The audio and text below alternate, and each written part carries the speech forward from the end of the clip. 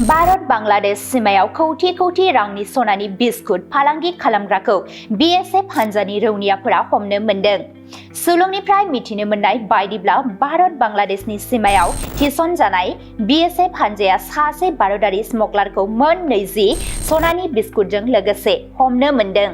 सुलुंनिफ्राय मोननाय मोनसे खौरांखौ बिथा खालामनानै भारत बांग्लादेश सिमायाव थानाय बीएसएफनि साउथ बेंगल फ्रन्टियारनि 32थि बेटेलियन हरान्दिपुर सिमा आउटपस्टनि रौनियाफोरा जोबोद गेबें एक्सन खालामनानै सासे भारतारि स्मगलारखौ हमनो मोन्दों। रौनियाफोरा स्मगलारनिफ्राय गासै 2,332.66 ग्राम लिरथायनि 20 सनानि बिस्कुटफोर बोखांनो हायो।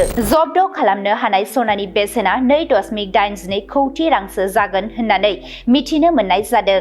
मख'नो गोनांदि 11 अक्ट'बरनि मोनायाव बीएसएफनि 32थि बेटेलियनआ सुलुंनिफ्राय स्रोद खौरां मोन्दोंमोन दि भारत बांग्लादेश सिमानि साखाथियाव थानाय मुस्लिमपारा गामिनि सासे थागिरिया हरान्दिपुर सिमा आउटपस्ट ओनसोलनि गेजेरजों बांग्लादेशनिफ्राय आयेन बेरेखायै लाबोखोमानाय सनाखौ दैथायनो थांगासिनो दं।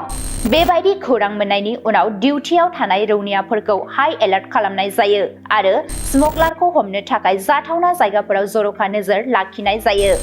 फुंनि 6 रिंगासोआव बीएसएफनि रौनिया हान्जाया सासे सन्देह गोनां सुबुंखौ औवानि गुदु आन्दोआव मोजाङै सिगांथिं आवगायलांनाय नुदोंमोन। बे समावनो सन्देह खालामजाथाव सुबुंखौ लोगो लोगो बेंखननानै हमनाय जायो। लोगोसे गंसे प्लास्टिकनि पेकेट बोखांनो हायो, जायखौ खेवनायाव गं 20 सनानि बिस्कुटफोरखौ मोननाय जादोंमोन।